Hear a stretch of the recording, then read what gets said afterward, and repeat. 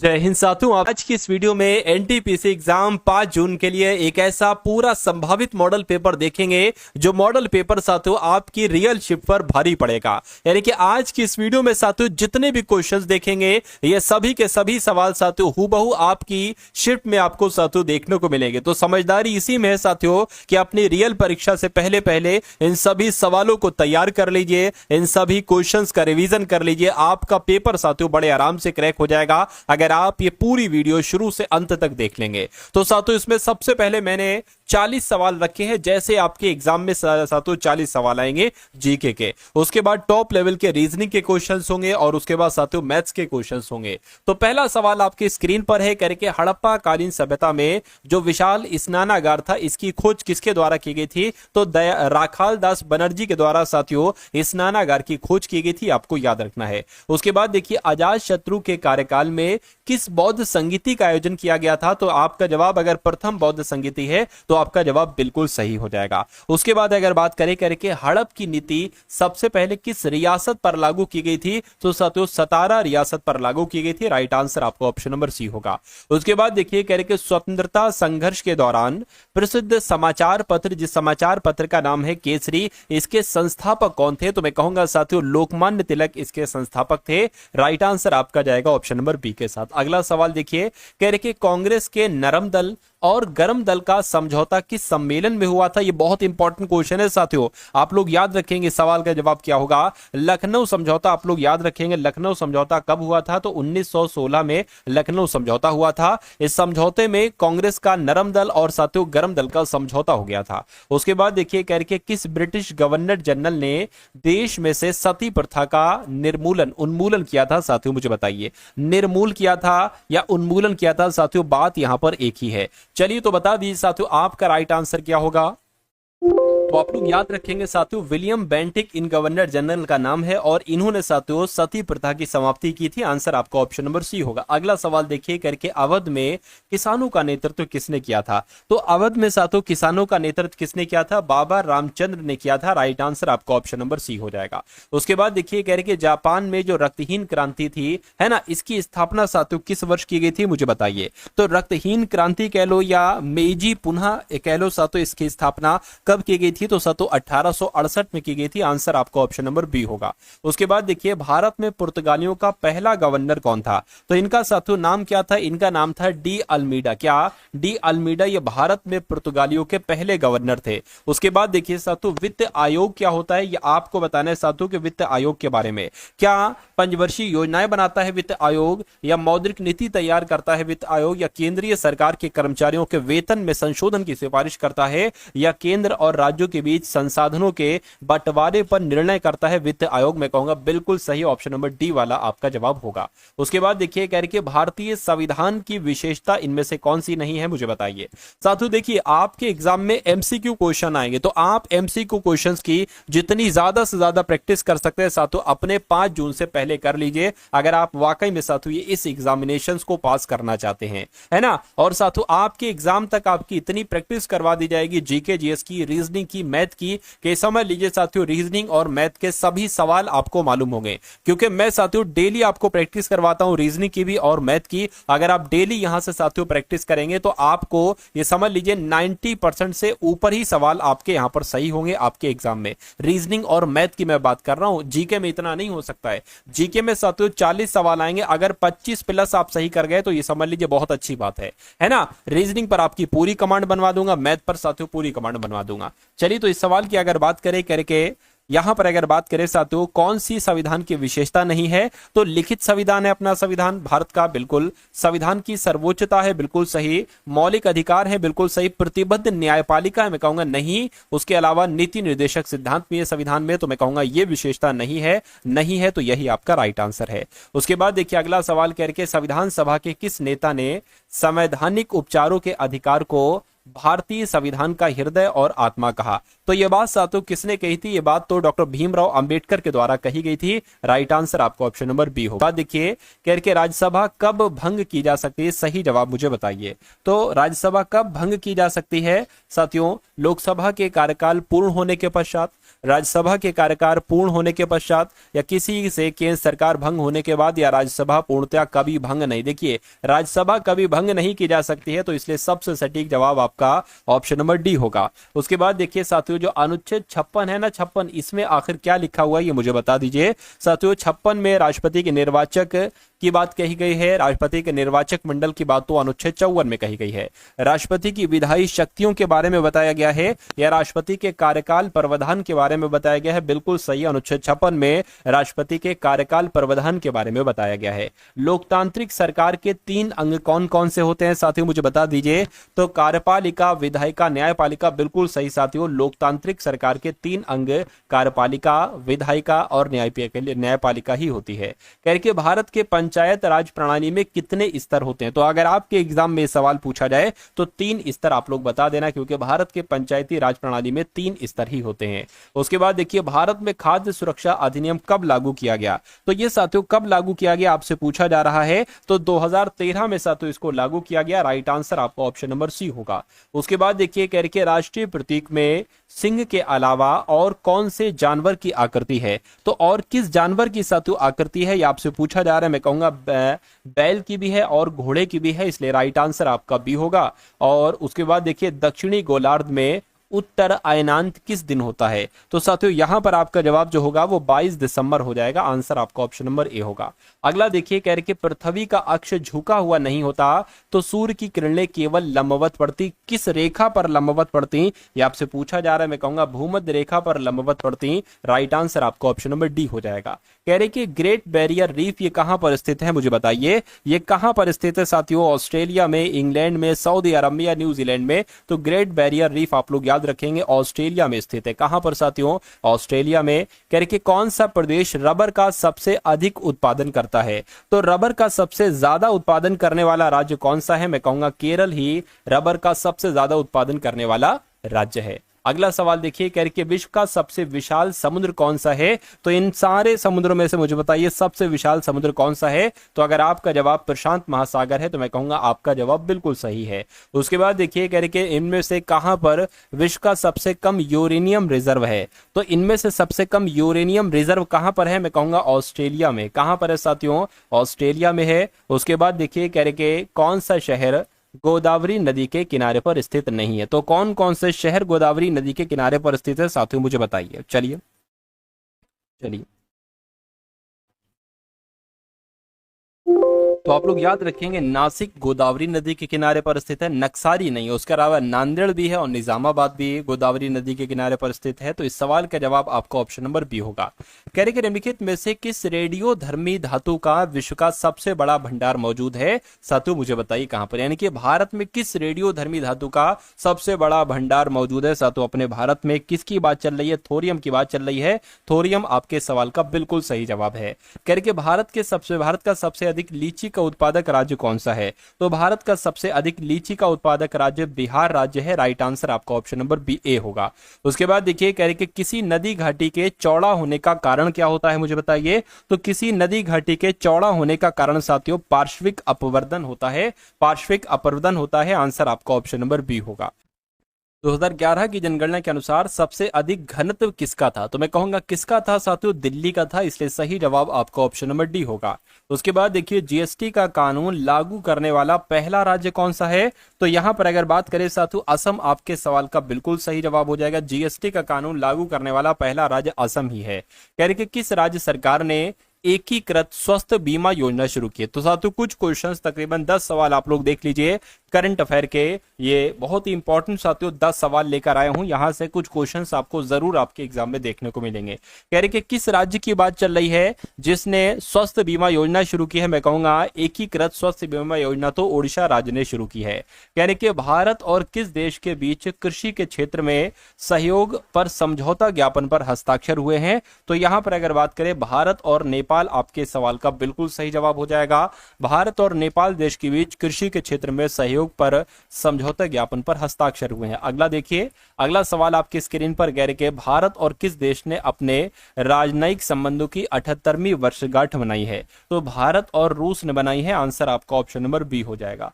उसके बाद देखिए कौन सा देश दुनिया में सबसे गंभीर मानवीय संकट का सामना कर रहा है। तो किस देश की बात चल रही है, मैं कहूंगा सूडान देश की बात चल रही है। सूडान देश दुनिया में सबसे ज्यादा मानवीय संकट का सामना कर रहा है। कह रहे कि आईपीएल 2025 में 1000 बाउंड्री लगाने वाले खिलाड़ी कौन बने हैं, तो इनका नाम विराट कोहली है। और विराट कोहली साहब आईपीएल 2025 में 1000 बाउंड्री लगाने वाले खिलाड़ी बने हैं। उसके बाद देखिए खुबानी महोत्सव 2025 का आयोजन कहां पर किया गया है, तो अगर बात करते हैं खुबानी उत्सव की तो ये साथियों लद्दाख में मनाया गया है। आंसर आपका ऑप्शन नंबर बी होगा।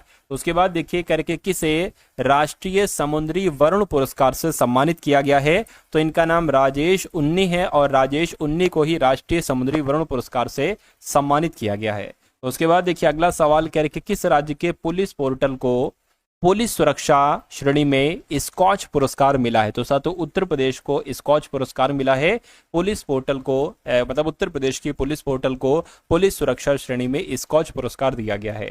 उसके बाद देखिए कह रहे कि कहाँ के सीन्स इन द स्क्वायर में शाहरुख और काजोल का स्टैचू लगेगा, तो कहां लगेगा साथियों, लंदन में लगेगा। राइट आंसर आपका ऑप्शन नंबर डी हो जाएगा। उसके बाद देखिए करके किसका लघु कहानी संग्रह हार्ट लैंप अंतरराष्ट्रीय बुकर पुरस्कार 2025 के लिए चुना गया है, तो साथियों किसकी बात चल रही है, बानू मुश्ताक की बात चल रही है। इस सवाल का जवाब आपका बानू मुश्ताक साथियों हो जाएगा। उसके बाद देखिए साथियों यहां से अगर बात करें तो आपके सामने अब रीजनिंग के क्वेश्चन स्टार्ट हो चुके हैं। तो रीजनिंग के बहुत बहुत इंपॉर्टेंट क्वेश्चन साथियों आज के इस वीडियो में हम लोग देखेंगे। सभी सवालों के साथियों जवाब आपको देते रहना। देखिए रीजनिंग का पहला सवाल है, कह रहे कि ईर्ष्या और भय और भावना, इसके लिए कौन सा वेन आरेख बन सकता है, मुझे बताइए। देखिए अगर ईर्ष्या की बात करें या भावना की बात करें, ये दोनों क्या है, सॉरी ईर्ष्या की बात करें या भय की बात करें, ये दोनों क्या है साथियों, भावनाएं हैं। तो मैं कहूंगा ये मैं भावनाएं बना लेता हूं, भावना और ईर्ष्या भी एक भावना है और भय की भी एक भावना होती है। तो कुल मिला के कुछ ऐसा आरेख बनेगा और ऐसा आरेख कहां पर बना हुआ है साथियों, ऑप्शन नंबर बी में बना हुआ है। उसके बाद देखिए अगला सवाल है, आपसे कहा जा रहा है जैसे मेघालय का संबंध, क्या साथियों, जैसे मेघालय का संबंध शिलोंग से है उसी प्रकार बिहार का संबंध किससे होगा साथियों, मुझे बताइए। देखिए मेघालय की राजधानी है शिलोंग, मेघालय की राजधानी शिलोंग है, तो बिहार की राजधानी क्या होती है साथियों, बिहार की राजधानी पटना है।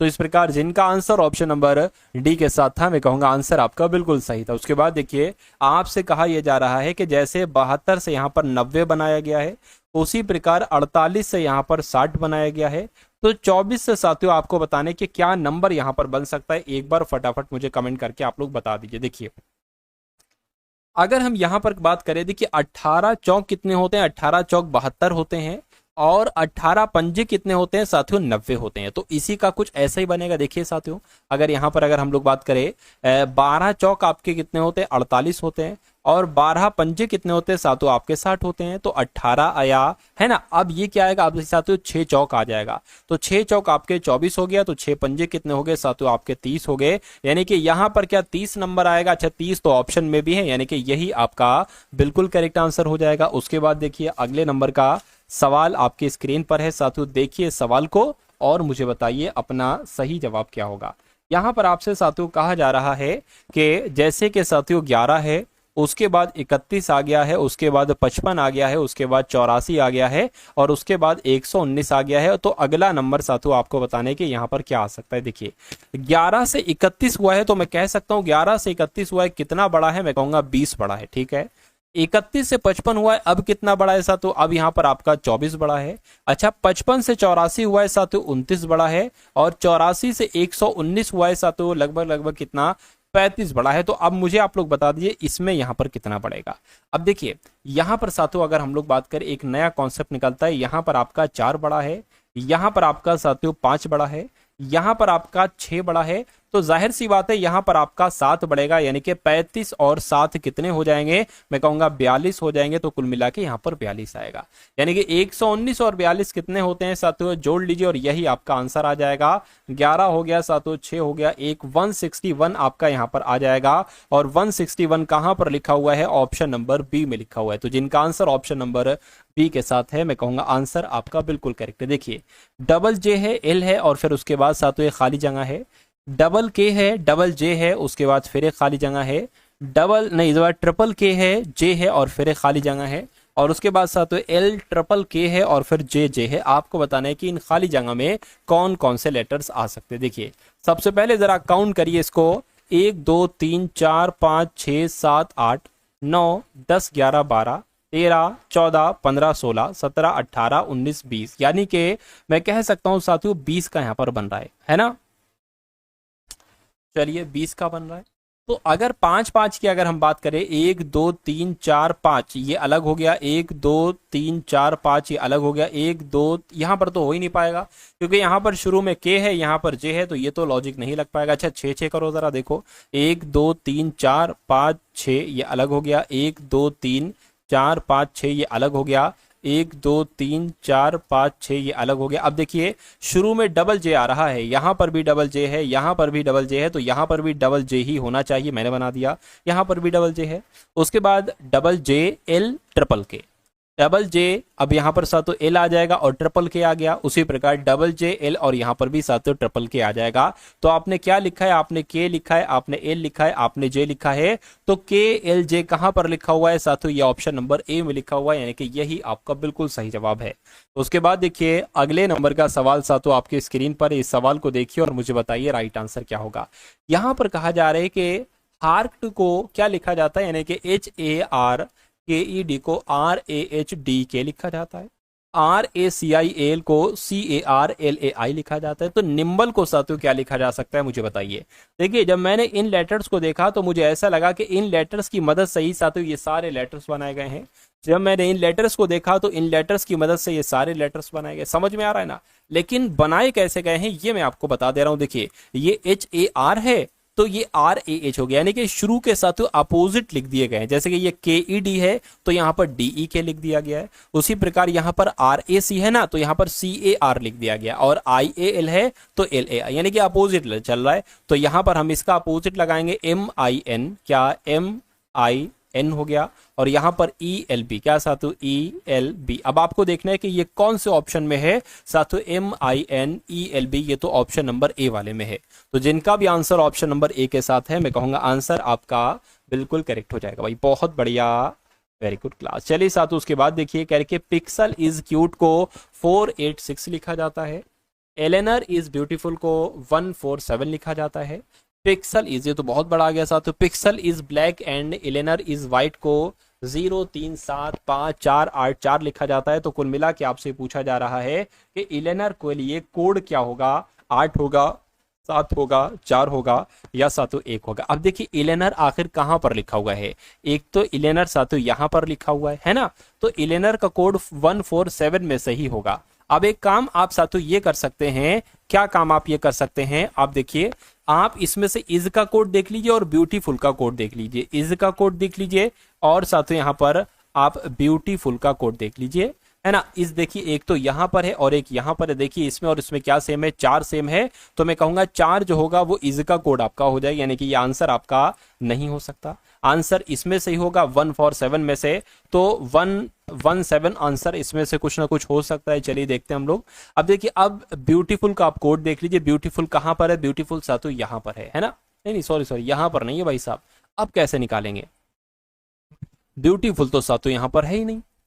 इलेनर का कोड एक काम आप फिर ये कर लीजिए, ब्यूटीफुल यहां पर नहीं, इलेनर इसमें भी है और इलेनर इसमें भी। देखिए इसमें क्या सेम है जरा देखिए साथियों, ठीक है 0 यहां पर नहीं है, 3 यहां पर नहीं है, 7 यहां पर है, तो 7 भी हो सकता है, 7 भी हो सकता है। और उसके अलावा देखिए 5 भी नहीं है, 4 भी नहीं है, 4 तो हो नहीं सकता, क्यों, क्योंकि 4 आपका इसका कोड हो गया, 8 भी नहीं हो सकता। तो कुल मिला के मैं कह सकता हूं 7 आपका एलेनर का कोड हो जाएगा और यही आपके सवाल का बिल्कुल सही जवाब हो जाएगा भाई, बहुत बढ़िया, वेरी गुड क्लास। साथियों क्लास को लाइक नहीं किया तो क्लास को लाइक कर दीजिए, और टारगेट सिलेक्शन चैनल पर नए हैं तो इस चैनल को भी साथियों आप लोग जरूर सब्सक्राइब कर दीजिए, बेल आइकन पर क्लिक कर दीजिए। और देखिए और बताइए सवाल का जवाब आपका क्या होगा। आपसे कहा जा रहा है कि कक्षा के सभी 24 विद्यार्थी उत्तर की ओर मुख करके एक सीधी पंक्ति में खड़े हैं। नेहा दाएं सिरे से 8वें स्थान पर है, जबकि अभिषेक बाएं सिरे से 20वें स्थान पर है। नेहा और अभिषेक के बीच में कितने विद्यार्थी हैं। कहा गया है 24 विद्यार्थी हैं टोटल, और नेहा दाएं से 8वें नंबर पर है। तो अगर नेहा की अगर हम बात करते हैं साथियों, तो मान लीजिए 1 2 3 4 5 6 7 8 8, यानी कि यहां पर जो होगी वो साथियों नेहा बन जाएगी।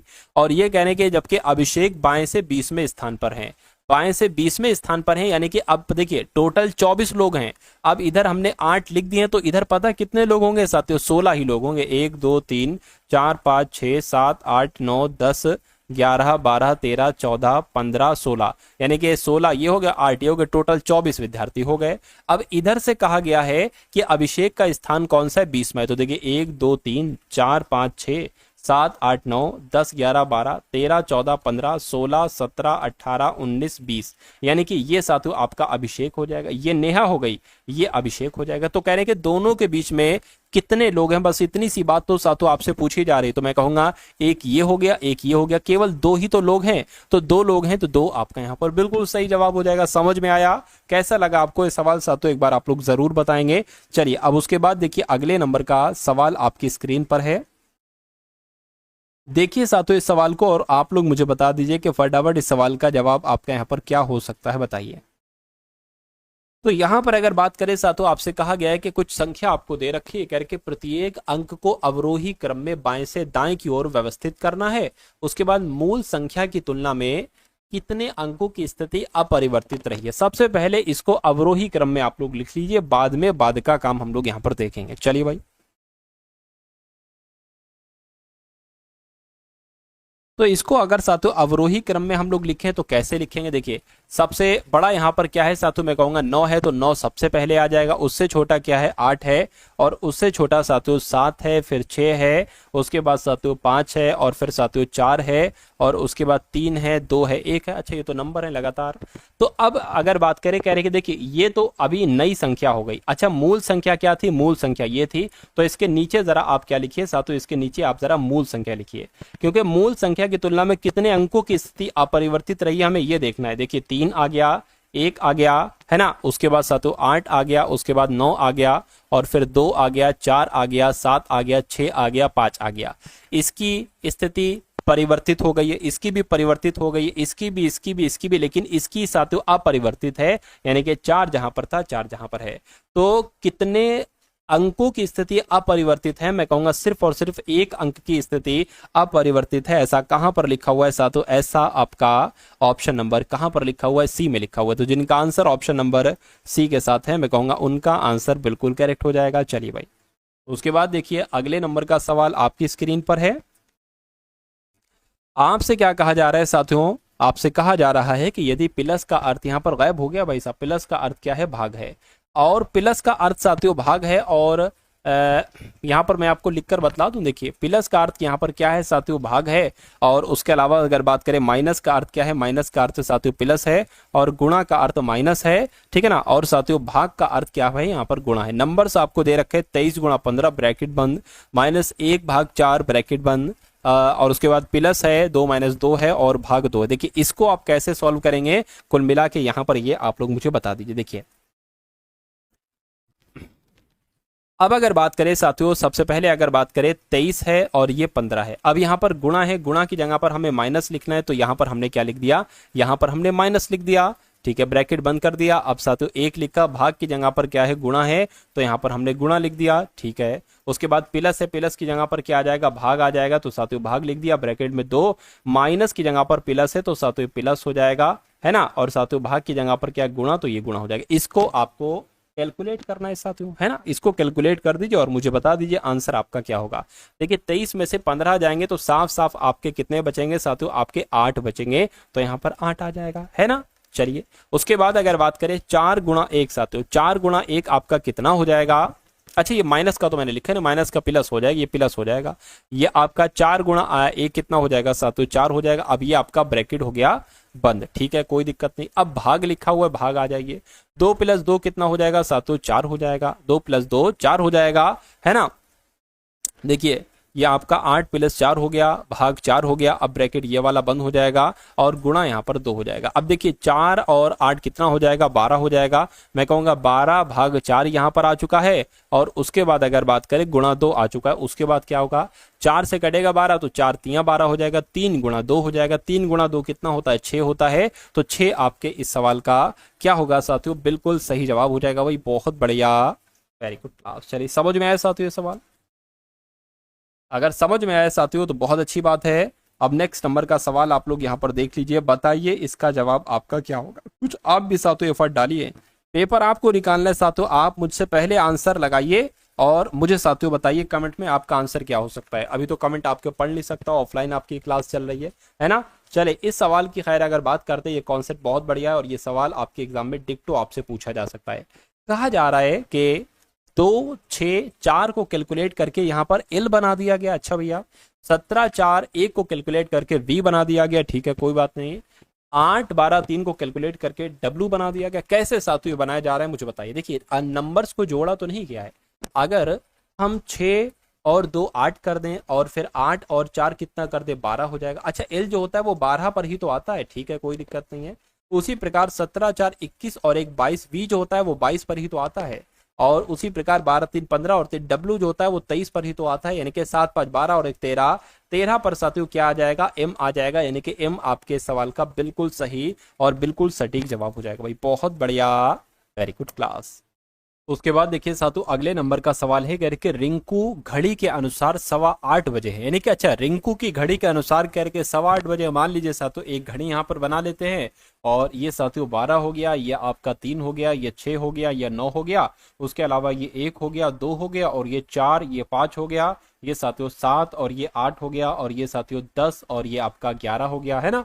तो कहा जा रहा है साथियों 8:15 बजे, तो रिंकू की घड़ी के अनुसार साथियों 8:15 बजे हैं, तो ये घंटे वाली सुई हो जाएगी और ये साथियों मिनट वाली सुई हो जाएगी। कोई दिक्कत नहीं।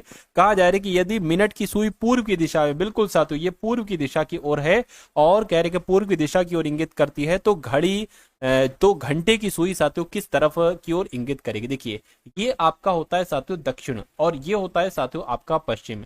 तो मैं कहूंगा ये इस तरफ है ना, तो ये दक्षिण पश्चिम की तरफ है साथियों घंटे वाली सुई। अब आप ढूंढ लीजिए कि दक्षिण पश्चिम कहां पर लिखा हुआ है। ऑप्शन नंबर ए में लिखा हुआ है, तो ऑप्शन नंबर ए आपका राइट आंसर है। अगला देखिए,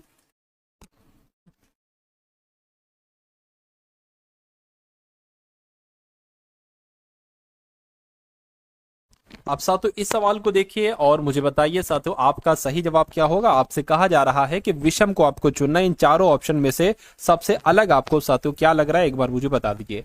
कैफीन, कोकिन, कैफीन, निकोटीन या साथियों हेरोइन। देखिए, अगर कैफीन की यहाँ पर अगर बात करें तो ये सभी के सभी मादक पदार्थ है, यानी कि नशीले। देखिए, ये भी नशीला पदार्थ है, निकोटीन भी है, कोकिन भी है, तो मैं कहूंगा ये सबसे अलग हो जाएगा। सबसे अलग हो जाएगा तो यही आपका राइट आंसर हो जाएगा। उसके बाद देखिए, अगले नंबर का साथियों सवाल आपकी स्क्रीन पर आ चुका है। आपसे कहा जा रहा है कि हॉकिंस रमन की बहन का पति है, रमन क्यूरी का भाई है, आइंस्टीन क्यूरी के पिता और मार्था के पति हैं, मार्था के 2 बच्चे और 2 भतीजे हैं। मार्था हॉकिंस की पत्नी से किस प्रकार संबंधित है, कुल मिला के आपको ये बताना। देखिए, सबसे पहली लाइन में कहा गया है कि हॉकिंस रमन की बहन का पति है, तो रमन की बहन का पति साथियों क्या है ना, रमन की बहन का पति साथियों कौन है। मान लीजिए रमन आपका यहां पर है और रमन की बहन ये है, और रमन की बहन का पति कौन हो जाएगा साथियों, हॉकिंस हो जाएगा, है ना। साथियों कौन हो जाएगा, हॉकिंस हो जाएगा, रमन की बहन का पति। कह रहे कि रमन क्यूरी का भाई है, रमन जो है ना, अच्छा क्यूरी का भाई है, यानी कि क्यूरी का पति होगा साथियों ये हॉकिंस। अरे भाई, रमन की बहन कौन है, रमन की बहन हो गई ये क्यूरी और क्यूरी का पति हो गया हॉकिंस। उसके बाद कह रहे हैं कि आइंस्टीन क्यूरी के पिता हैं, तो क्यूरी के पिता कौन है साथियों, क्यूरी के पिता यहाँ पर आइंस्टीन बताए गए हैं, तो आइंस्टीन क्यूरी के भी पिता और रमन के भी पिता होंगे। उसके बाद कह रहे कि मार्था के पति, यानी कि ये जो है ना, ये मार्था के पति हैं, तो कुल मिला के मार्था इनकी पत्नी है और ये पति हैं, ये आपस में पति पत्नी हो गए और इन दोनों के बच्चे ये रमन और क्यूरी हो गए। उसके बाद कह रहे कि मार्था के 2 बच्चे हैं, 2 बच्चे मार्था के, बिल्कुल, एक रमन और एक क्यूरी, और कह रहे कि 2 भतीजे हैं, यानी कि मार्था के साथियों एक तरीके से अगर बात करें 2 भतीजे हैं। कह रहे कि मार्था हॉकिंस की पत्नी से किस प्रकार संबंधित है, यानी कि हॉकिंस की पत्नी क्या कहेंगी मार्था को, मुझे आपको बताना है, बताइए। देखिए, हॉकिंस की पत्नी क्यूरी क्या कहेगी, भैया क्यूरी की तो ये माँ है, तो माँ है तो माँ आपका यहाँ पर बिल्कुल सही जवाब हो जाएगा। उसके बाद देखिए, अगले नंबर का सवाल आपकी स्क्रीन पर है। यहाँ पर आपसे क्या कहा जा रहा है साथियों, देखिए और बताइए राइट आंसर आपका क्या होगा। कहने के श्री और कवि ये दंपति हैं, यानी कि आपस में ये पति पत्नी है। कौन साथियों, श्री और कवि। चलिए, ये श्री हो गई, और ये क्या हो गई, ये साथियों कवि होगी, ये आपस में पति पत्नी है। कह रहे कि सीरी और समयु बहनें हैं और कवि की बहन साथियों कौन, कवि की बहन है। अच्छा, यहां पर अगर बात करें समयु कवि की बहन है तो समयु यहां पर आ जाएगा साथियों, क्या आ जाएगा, समयु की यहां पर मिसिंग है साथियों। सीरी, सीरी और समयु बहनें हैं और यहां पर क्या आएगा पता, देखिए यहां पर साथियों समयु आ जाएगा, क्या आ जाएगा साथियों, समयु आ जाएगा। मैं समयु यहां पर लिख दूं, समयु में यहां पर मैंने लिख दिया। समयु जो है ना ये कवि की बहन है, तो कवि की बहन कौन हो जाएगी, कवि की बहन साथियों समयु हो जाएगी। और यहां पर कहा गया है कि समयु और सीरी बहनें हैं, तो समयु और सीरी साथियों ये कौन हो गई, ये बहनें हो गई। तो आपसे यहाँ पर पूछा ये जा रहा है कि जो शीरी है, सीरी है, ये श्री की क्या लगती है, तो साथियों ये सीरी जो है ना ये श्री की क्या लगती है, कुल मिला के आपको ये बताना है। देखिए ये पति हो गए, अरे भाई श्री के पति यही तो हो गए कवि, तो पति की बहन ही तो हुई, तो पति की बहन को क्या कहा जाता है, पति की बहन को ननद कहा जाता है। तो ननद कौन से ऑप्शन में है, ऑप्शन नंबर डी वाले में है भाई, बहुत बढ़िया, वेरी गुड क्लास। चलिए साथियों अब उसके बाद देखिए अगले नंबर का सवाल आपकी स्क्रीन पर है, देखिए सवाल को और साथियों मुझे बताइए अपना राइट आंसर क्या होगा। चलिए यहां पर कहा गया है साथियों, कह रहे कि सभी लाल सफेद हैं, तो जैसे जैसे कहा जाए वैसे वैसे करते जाइए। ये साथियों लाल हो गए और सभी लाल जो है ना वो साथियों क्या हो गए, वो सफेद हो गए, सभी लाल सफेद हो गए और सभी सफेद सफेद काले हो गए, सभी सफेद क्या हो गए, काले हो गए। अब निष्कर्ष को पढ़िए, चार निष्कर्ष यहाँ पर हैं और चारों में से कितने सही हैं मुझे बताइए। कुछ सफेद लाल हैं, कुछ सफेद लाल हैं, बिल्कुल इतने सफेद लाल हैं, ये बात बिल्कुल सही है। उसके बाद देखिए कुछ काले लाल हैं, कुछ काले लाल हैं, बिल्कुल सर, तो इतने काले लाल हैं, ये बात भी सही है। कुछ लाल काले नहीं है, नेगेटिव आ गया, गलत। सभी काले सफेद है, सभी काले सफेद नहीं हैं, इतने काले सफेद नहीं है। तो मैं कहूंगा पहला और दूसरा निष्कर्ष बिल्कुल सही है। ऐसा कहां पर लिखा हुआ है, ऐसा आपका ऑप्शन नंबर डी में लिखा हुआ है। उसके बाद देखिए साथियों अगला सवाल कह रहे हैं कि कथन कह रहे हैं कि कुछ बूंदे जाम है, तो मान लेते हैं साथियों क्या कुछ बूंदे जाम है। चलिए तो ये क्या हो गई, ये बूंदे हो गई और कुछ बूंदे जाम, मान लीजिए इतनी बूंदे क्या हो गई, ये जाम हो गई, तो कुछ बूंदे जाम हो गई और कुछ बोतलें बूंदे हो गई। मान लीजिए कुछ बोतलें यानी कि इतनी बोतलें साथियों क्या हो गई, इतनी बोतलें बूंदे हो गई। अब निष्कर्ष को पढ़िए और मुझे बताइए कौन सा निष्कर्ष सही है कौन सा गलत है। चलिए यानी कि कुछ बूंदे खाली हैं, भैया खाली के यहाँ पर तो कथन में जिक्र ही नहीं किया गया और जिसका जिक्र नहीं करते वो हम गलत मानते हैं।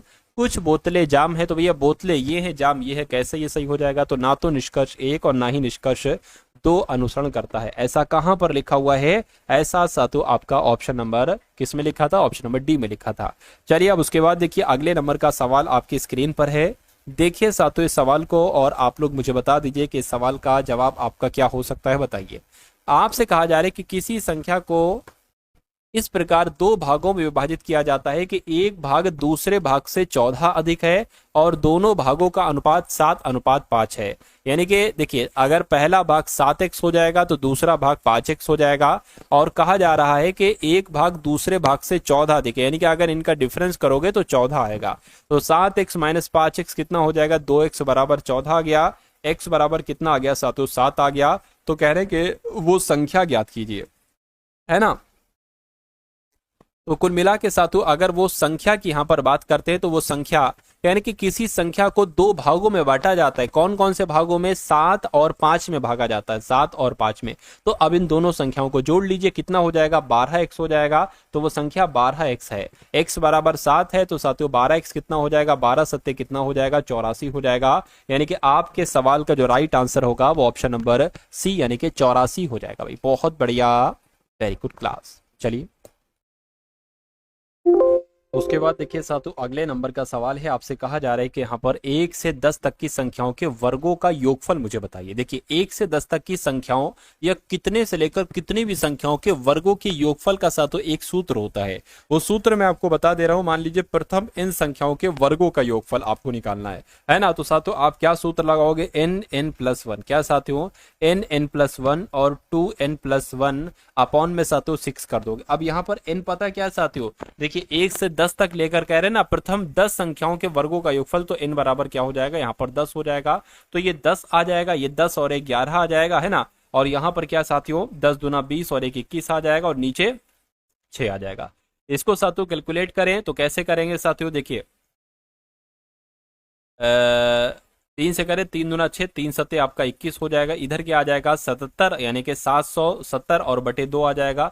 इसको अगर कट करोगे 2 तियां 6 हो जाएगा, 2 अट्ठे 16, 2 पंजे 10 यानी कि 385 यहाँ पर आ जाएगा। और 385 कौन से ऑप्शन में? ऑप्शन नंबर सी वाले में। अगला सवाल देखिए, अगला सवाल देखिए, कहा जा रहा है कि एक बैग में 25 पैसे 10 पैसे, क्या साथियों 25 पैसे 10 पैसे, 25 पैसे 10 पैसे और 5 पैसे के सिक्कों का अनुपात जो है वो साथियों x है, 2x है और साथियों 3x के अनुपात में है। यानी कि यदि बैग में कुल मिलाकर 30 रुपए हैं तो 5 पैसे के सिक्के कितने हैं? भैया 5 पैसे के सिक्के का अनुपात 3x है, यानी कि 3x की वैल्यू आपको यहाँ पर कुल मिला के बताना है, ठीक है ना, याद रहेगा। चलिए तो साथियों 25 पैसे को हम क्या लिख सकते हैं? 1/4 लिख सकते हैं। 10 पैसे को 1/10 और 5 पैसे को 1/20 लिख सकते हैं। कैसे लिख सकते हैं? अरे भाई 25 पैसे के सिक्के 1 रुपए में कितने होंगे? 4 ही तो होंगे, तो इसलिए 1/4 लिखेंगे और इस 1 की जगह पर x आ जाएगा, यानी कि 1x/4 यहाँ पर आ जाएगा, प्लस कर दीजिए। 1 रुपए में 10 पैसे के सिक्के कितने आएंगे साथियों? 10 आएंगे ना, तो यहाँ पर आएगा 2x, ऊपर 2x आएगा, 2x/10 आ गया यहाँ पर, है ना। उसके बाद साथियों 5 पैसे के सिक्के कितने? 5 पैसे कितनी बार होंगे 1 रुपए में? तो 20 बार होंगे, तो इसलिए 3x/20 यहाँ पर हो जाएगा। और जब इन धनराशि को जोड़ोगे तो 30 रुपए आएगा, ये आपका यहाँ पर 30 होगा। इसको आप कैलकुलेट करा लीजिए। देखिए 10 से x की गुणा कराओगे तो 10x आ जाएगा, प्लस आपका 4 की 2 से तो 8x हो जाएगा, नीचे आपका 40 हो जाएगा, इधर आपका 3x/20 हो गया, बराबर आपका 30 हो गया। अब एक काम आप करिए, 40 इधर है 20 इधर है, तो इसको 2 से गुणा करिए, ये भी 40 हो गया, इसको भी 2 से गुणा करना पड़ेगा। अब इधर भी 40 है, इधर भी 40 है, यानी कि एक 40 हमने लिख लिया, ये 18x और ये 6x यानी कि कितने हो गए साथियों? 24x हो गए। तो ये बराबर कितना आ जाएगा साथियों? 30 आ जाएगा। ये बात क्लियर है। अब देखिए, अब यहाँ पर अगर बात करते हैं साथियों, देखिए इसको अगर कट करे, है ना, इसको कट करे, 4 एकम 4 हो गया और 4 पंज 20, 4 छंग आपका 24 हो गया। x बराबर कितना आ जाएगा? ये 300 हो जाएगा, बटे 6 हो जाएगा, 6 कम 6, 6 पंजे 30, यानी कि x बराबर आ गया आपका 50 आ गया। तो 5 पैसे के सिक्के कितने हैं? 5 पैसे के सिक्के 3x हैं, तो जब x बराबर 50 है तो 3x बराबर कितना हो जाएगा? 150 हो जाएगा। 150 आपके सवाल का बिल्कुल सही और बिल्कुल सटीक जवाब हो जाएगा भाई। बहुत बढ़िया, वेरी गुड क्लास। चलिए, तो कैसा लगा साथियों ये सवाल आपको? है ना, बढ़िया लगा, पसंद आया? चलिए उसके बाद देखिए अगला सवाल साथियों आपकी स्क्रीन पर, देखिए सवाल को और मुझे बताइए आंसर क्या हो करके। ए किसी कार को 20 दिन में कर सकता है, बी उसे, अच्छा बी जो है ना ये ए की तुलना में 75% अधिक कुशल है। अगर यहाँ पर हम कुशलता की अगर बात करें साथियों, कुशलता की, यानी कि बी जो है ना ए की तुलना में 75% अधिक कुशल है ए की तुलना में। अगर मान लीजिए इसकी कुशलता 100 है तो बी 75% अधिक कार्य कुशल है, तो मैं कहूंगा ये 175 हो जाएगा, है ना। इसको अगर कट करोगे तो 25 चौक और साथियों 25 सत्ते आ जाएगा, ये क्षमता आ गई, कार्य कुशलता आ गई। तो अगर साथियों हम देखेंगे समय, समय इसका उल्टा होता है, यानी कि अगर एक समय में 1 घंटे में मान लीजिए या एक दिन में 4 काम कर रहा होगा ए, तो बी कर देगा एक ही घंटे में 7 काम। अब साथियों इसका समय की अगर बात करें, यानी कि 7:4 उल्टा हो जाएगा, यानी कि ए अगर कोई काम 7 दिन में करेगा तो बी वही काम 4 दिन में निपटा देगा। तो कहने के उसी कार्य को पूरा करने में बी कितने दिन लेगा। देखिए यहां पर कहा गया था कि ए किसी कार्य को 20 दिन में करता है, यहां पर साथियों हम 7x मान ले रहे हैं, 4x मान ले रहे हैं। ए किसी कार्य को यहां पर कह रहे हैं कि 7x में करता है और यहां पर कह रहे हैं कि ए किसी कार्य को 20 दिन में करता है, यानी कि 7x की वैल्यू क्या हो गई साथियों? 20 हो गई। तो कहा जा रहा है कि बी उस काम को कितने दिन में करेगा? भैया बी उस काम को 4x दिन में करेगा। तो 7x बराबर 20 है, तो 4x की वैल्यू निकाल दीजिए। x बराबर क्या आ जाएगा? 20/7 आ गया, तो 4x की वैल्यू निकालना है साथियों, तो 4 से इसकी गुणा कर दीजिए। तो ये कितना हो गया? 80/7 हो गया। इसको कैलकुलेट कराओगे तो क्या आ जाएगा? 7 एकम 7, एक जाएगा 10 हो गया, फिर 7 एकम 7 और कितना 3 जाएगा, यानी कि 11 सही 3/7 दिन में साथियों वो काम कर पाएगा। बी को कितने दिन लगेंगे? 11 सही 3/7 दिन का समय लगेगा। उसके बाद देखिए अगला सवाल है, कह रहे कि कितने प्रतिशत ब्याज की दर पर कोई धनराशि 30 वर्षों में स्वयं की दोगुनी हो जाती है।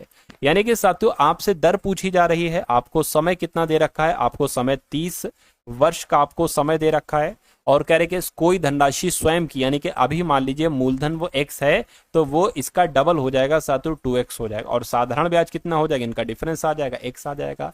तो दर बराबर क्या होता है? साधारण ब्याज गुणा 100/p × t।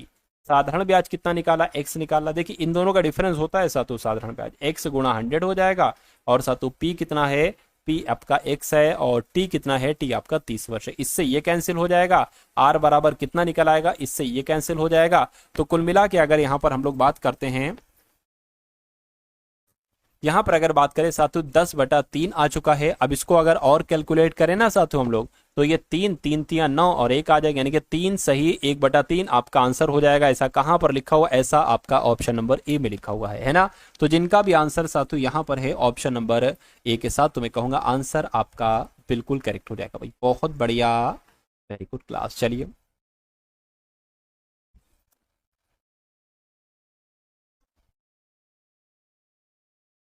उसके बाद देखिए साथियों अगले नंबर का सवाल आपकी स्क्रीन पर, यहां पर अगर बात करें आपसे क्या कहा जा रहा है करके, 2000 रुपए पर 2 वर्षों के लिए 10% वार्षिक ब्याज की दर से साधारण ब्याज और चक्रवृद्धि ब्याज के बीच अंतर क्या है। देखिए अगर कभी भी आपसे पूछा जाए साधारण ब्याज और चक्रवृद्धि ब्याज के बीच अंतर क्या है और 2 वर्ष का पूछे, तो इसके लिए एक सूत्र होता है साथियों, ठीक है। अंतर क्या हो जाएगा साथियों, अंतर बराबर, लेकिन 2 वर्ष का ही होना चाहिए।